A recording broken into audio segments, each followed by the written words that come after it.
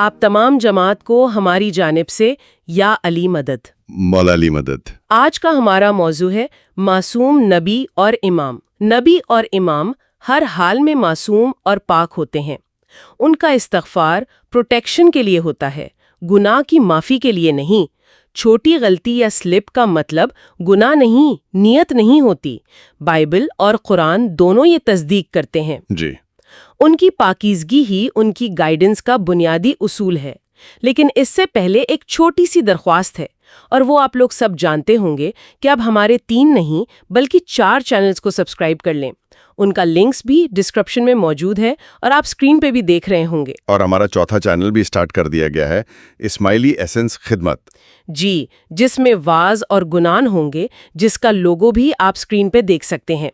اس کے علاوہ اسماعیلی ایسنس تعلیم بھی ہے، جس پہ بہت خوبصورت تسبیحات موجود ہیں۔ آپ صبح صبح یا دن کے کسی بھی وقت میوزیکل تسبیحات سن سکتے ہیں، اور لنک بھی ڈسکرپشن میں موجود ہے۔ چلتے ہیں اپنے اصل مقصد کی طرف۔ جی، تو آج کا موضوع بہت ہی بنیادی ہے۔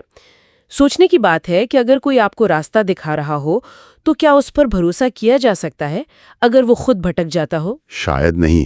نہیں، بالکل نہیں۔ آج ہم نبوت اور امامت کے اسی مرکزی خیال پر بات کر رہے ہیں، یعنی ان کا ہر قسم کی خطا اور گناہ سے پاک ہونا، جسے عصمت کہتے ہیں۔ اور یہ صرف ایک عقیدے کی بات نہیں ہے، یہ ایک منطقی ضرورت ہے۔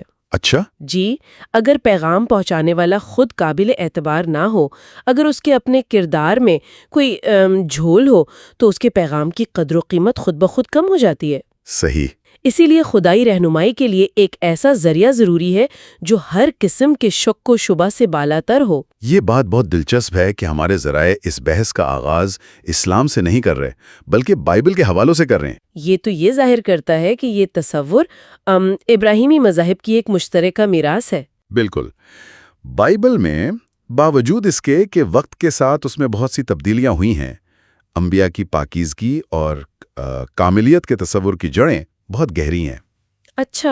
مثال کے طور پر حضرت نوح علیہ السلام کے بارے میں پیدائش کی کتاب میں کہا گیا ہے کہ وہ ایک راست باز آدمی اور اپنی نسلوں میں کامل تھے۔ اور یہاں یہ لفظ کامل یا پرفیکٹ بہت اہم ہے نا؟ اس کا مطلب صرف اچھا ہونا نہیں بلکہ بے عیب اور بے داغ ہونا ہے۔ یہ تو ایک بہت اونچا معیار ہے۔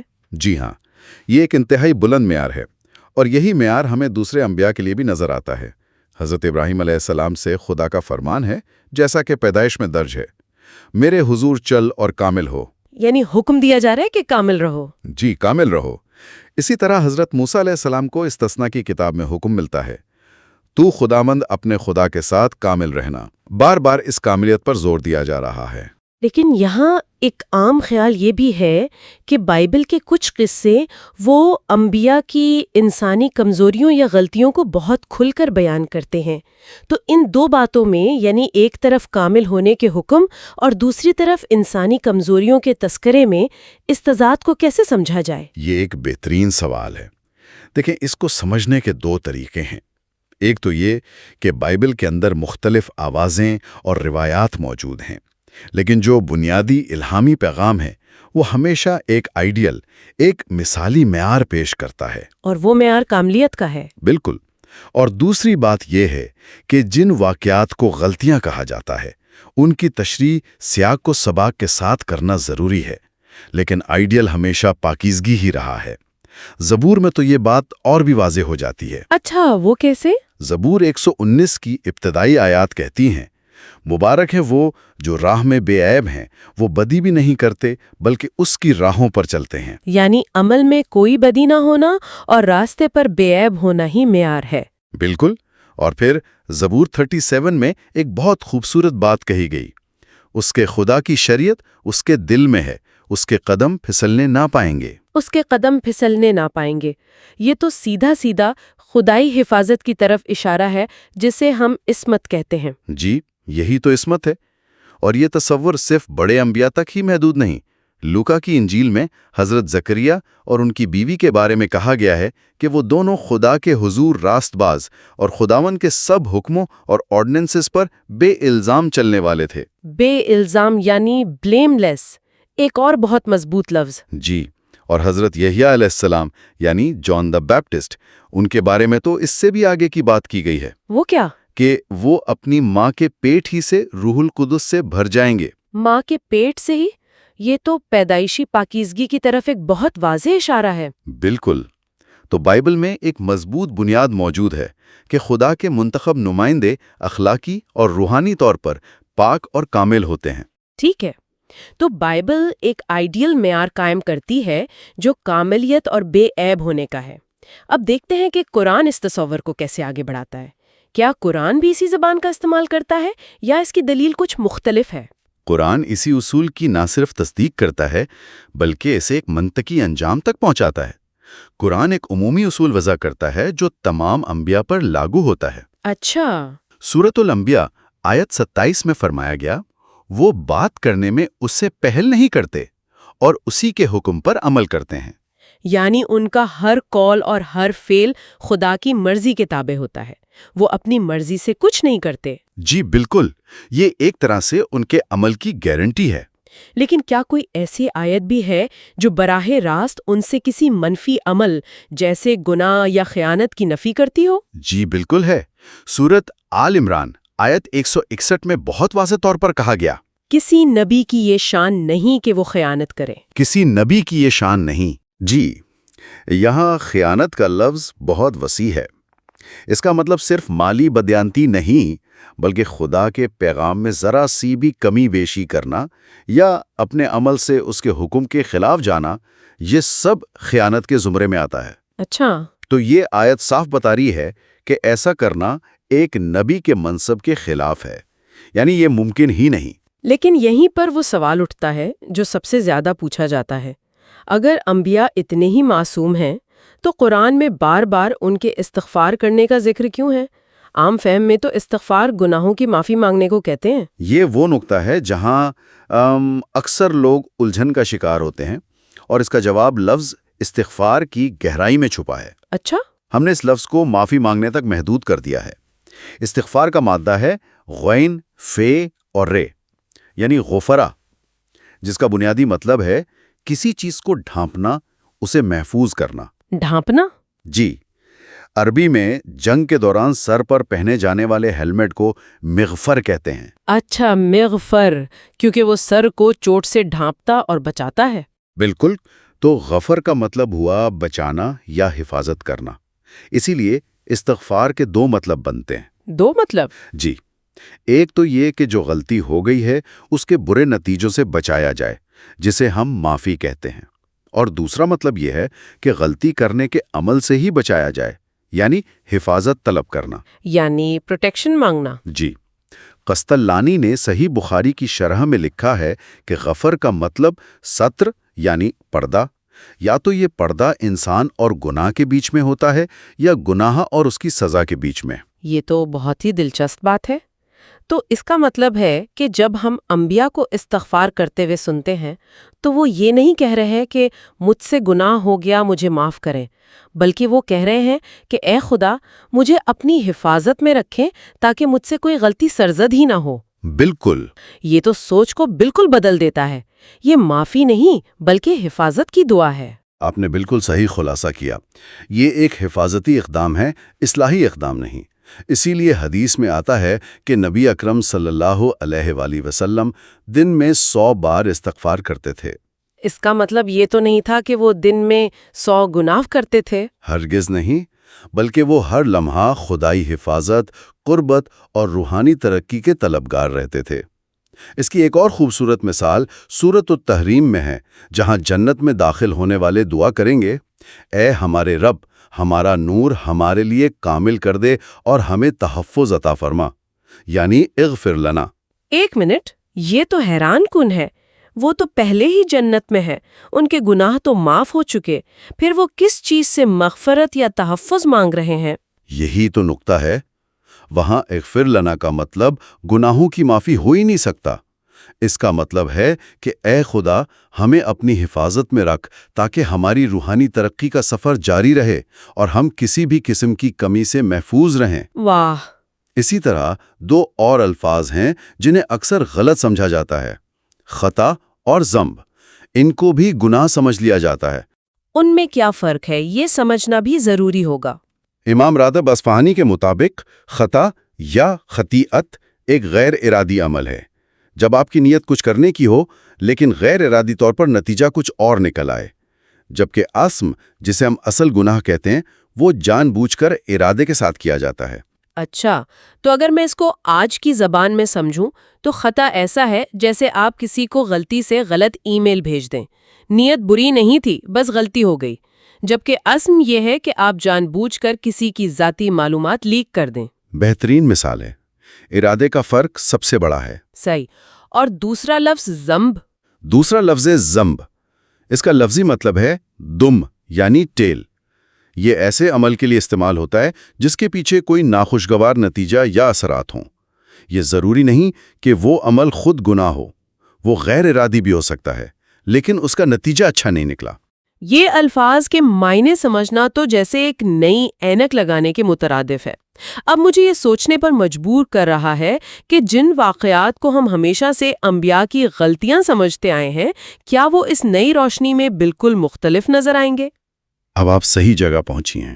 جیسے حضرت آدم کا قصہ، جسے سب سے بڑی نافرمانی کہا جاتا ہے۔ آئیے اسی اینک سے حضرت آدم علیہ السلام کے واقعے کو دیکھتے ہیں۔ سورۃ طٰہٰ آیت 121 میں آتا ہے کہ آدم نے اپنے رب کی نافرمانی کی اور راہ سے بھٹک گئے۔ جی۔ یہ آیت پڑھ کر لگتا ہے کہ یہ ایک ارادی گناہ تھا، لیکن قرآن کبھی بھی ایک آیت کو الگ تھلگ نہیں چھوڑتا۔ صرف ایک آیت پہلے یعنی آیت 115 میں قرآن خود اس کی وجہ بیان کرتا ہے۔ اچھا، وہ کیا ہے؟ اور ہم نے آدم کو پہلے ہی ایک حکم دیا تھا، مگر وہ بھول گئے اور ہم نے ان میں کوئی پختہ عزم نہیں پایا۔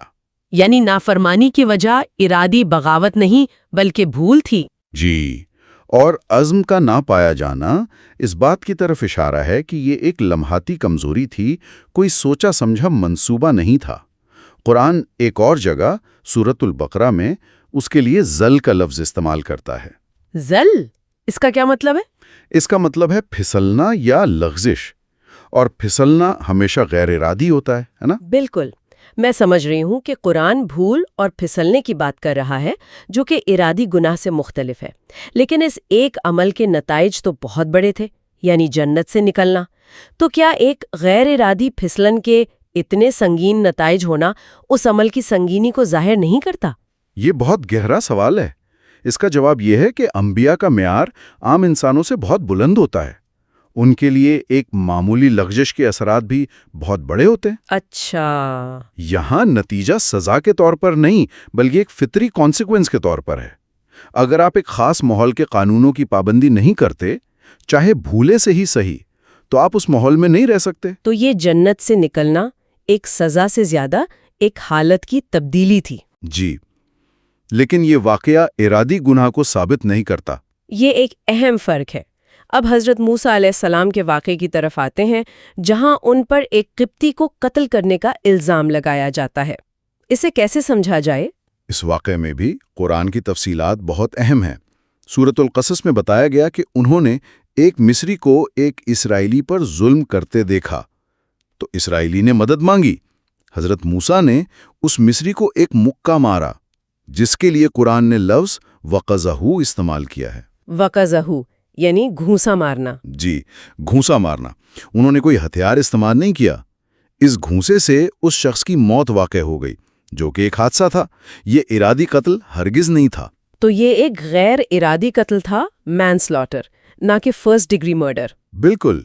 اور حضرت موسیٰ علیہ السلام نے فوراً کہا، یہ شیطان کا کام ہے، یعنی یہ نتیجہ میری نیت نہیں تھی، یہ ایک ناپسندیدہ اور شیطانی نتیجہ ہے۔ جی۔ بعد میں سورۃ الشعراء میں وہ خود کہتے ہیں، میں نے یہ کام اس وقت کیا جب میں بے خبروں میں سے تھا، یعنی مجھے اندازہ نہیں تھا کہ میرے ایک گھونسے کا نتیجہ موت ہوگا۔ یہ سب ان کی بے گناہی کو ثابت کرتا ہے۔ اور ہمارے ذرائع میں نبی اکرم صلی اللہ علیہ وآلہ وسلم کے حوالے سے بھی ایک آیت کا ذکر ہے جسے بعض اوقات غلط سمجھا جاتا ہے۔ سورۃ الضحیٰ کی آیت وَوَجَدَكَ ضَالًّا فَہَدَىٰ۔ جی، سورۃ الضحیٰ آیت 7۔ یہاں لفظ ضال کا عام ترجمہ گمراہ کر دیا جاتا ہے، جو نبی کی شان کے بالکل خلاف ہے۔ تو اس کا صحیح مطلب کیا ہے؟ عربی زبان میں ضال کے کئی معنی ہیں۔ ایک معنی ہے کسی چیز کا گم ہو جانا، جیسے ضالتن گمشدہ اونٹنی کو کہتے ہیں۔ اس کا ایک اور مطلب ہے راستے سے ناواقف۔ اچھا، راستے سے ناواقف۔ جی، اس آیت کا صحیح مطلب یہ ہے کہ اللہ نے آپ کو راستے یعنی نبوت کے راستے سے ناواقف پایا اور پھر آپ کو راستہ دکھایا۔ نبوت سے پہلے آپ حق کی تلاش میں تھے، لیکن آپ کو معلوم نہیں تھا کہ حتمی سچائی تک کیسے پہنچنا ہے۔ پھر اللہ نے وحی کے ذریعے آپ کی رہنمائی کی۔ یعنی یہ گمراہی گناہ والی نہیں بلکہ لا علمی والی تھی۔ بالکل۔ تو ان تمام مثالوں سے یہ بات بالکل صاف ہو جاتی ہے کہ جب ہم الفاظ کے اصل معنی، سیاق و سباق اور قرآن کی اپنی تشریحات کو دیکھتے ہیں تو انبیاء کی معصومیت کا عقیدہ بائبل اور قرآن دونوں سے پوری طرح ثابت ہے۔ جی، یہ دراصل ہماری اپنی سمجھ کی کمی ہوتی ہے کہ ہم ان واقعات کو گناہ سے تعبیر کر لیتے ہیں۔ صحیح۔ نتیجہ یہی نکلتا ہے کہ کوئی بھی مستند حوالہ انبیاء سے ارادی گناہ منسوب نہیں کرتا۔ اس کے برعکس تمام شواہد ان کے اخلاقی پاکیزگی، بلند کردار اور مسلسل خدائی حفاظت کی تصدیق کرتے ہیں۔ تو اس ساری گفتگو کا خلاصہ یہ ہے کہ انبیاء اور اماموں کی معصومیت کا تصور ایک بنیادی اور منطقی اصول ہے۔ بائبل اس کی بنیاد رکھتی ہے اور قرآن اس کی تصدیق اور وضاحت کرتا ہے۔ جی، استغفار جیسے الفاظ کا مطلب گناہوں کی معافی نہیں بلکہ خدائی حفاظت کی دعا ہے، اور خطا یا لغزش جیسی اصطلاحات انسانی بھول چوک کی طرف اشارہ کرتی ہیں، نہ کہ جان بوجھ کر کیے گئے گناہ کی طرف۔ اور اس سب کا بنیادی مقصد ایک ہی ہے، خدائی پیغام کی ترسیل کے لیے ایک بے داغ اور پاکیزہ ذریعے کی ضرورت ہوتی ہے۔ اگر پیغام لانے والے کے اپنے کردار پر سوال اٹھ سکتا ہو تو لوگ اس کے پیغام پر کیسے بھروسہ کریں گے؟ بالکل، پیغام لانے والے کی پاکیزگی ہی دراصل پیغام کی سچائی کی سب سے بڑی ضمانت ہے۔ جی بالکل۔ اس گفتگو کو ختم کرتے ہوئے سننے والوں کے لیے ایک سوچ چھوڑے جاتے ہیں۔ اگر خدائی رہنمائی کے لیے ایک بے عیب اور معصوم وسیلے کی ضرورت ہوتی ہے تو یہ ہماری اپنی زندگیوں میں رہنمائی حاصل کرنے کے عمل کے بارے میں کیا بتاتا ہے، اور ہمیں ان لوگوں میں کیا معیار تلاش کرنے چاہیے جن سے ہم علم اور روحانی رہنمائی حاصل کرتے ہیں۔